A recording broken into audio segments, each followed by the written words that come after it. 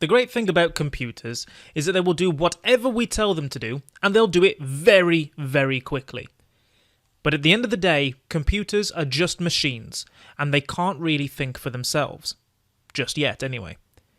So sometimes we think that we've told the computer to do one thing, but in fact we may have told them to do something totally different, and one particular time when this can happen is when we're doing calculations.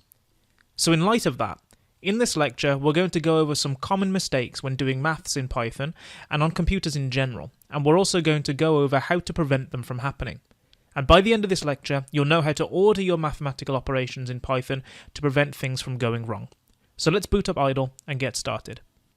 Okay, so here we are in idle, and let's say we want Python to work out the answer to 2 times 5 minus 1. Okay, so 5 minus 1 is 4. So 2 times 4 should give us 8, right? So when I press enter, oh, we get 9. But why does that happen? Now, the reason we got that issue in the previous example, where Python gave us an unexpected result, is because mathematical operations don't now always follow what makes sense in our head, but they actually follow what's called the BODMAS ordering system. Now, the BODMAS ordering system is just 6 letters that represent different mathematical operations, and whatever is at the top, basically close to the letter B, gets ordered first or gets more priority, and what is towards the bottom, by that I mean closer to the letter S, gets lower priority. So what's the letter B? Well, the letter B stands for brackets, or you may have heard of them called as parentheses. So whatever you put inside brackets is going to be executed first, because B is at the start of BODMAS. After that, we have order, which refers to squaring numbers, cubing numbers, or raising any number to the power of something else. Okay, so cube roots, square roots, all that stuff. That goes second. Then we have division, which is, where you divide 2 numbers. Then we have multiplication, where you multiply 2 numbers. And no points for guessing, A stands for addition, and S stands for subtraction. So the main takeaway from this is that brackets can be used to force operations to occur in a specific order. So with that in mind, let's have another look at the example we just did now to see if we can get the answer that we wanted. So here we are back in our shell, and let's have another look at our equation or our calculation to see what might have gone wrong.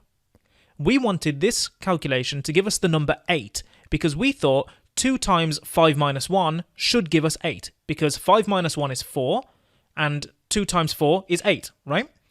But that didn't happen. It gave us 9. And the reason why is because Python follows the BODMAS system.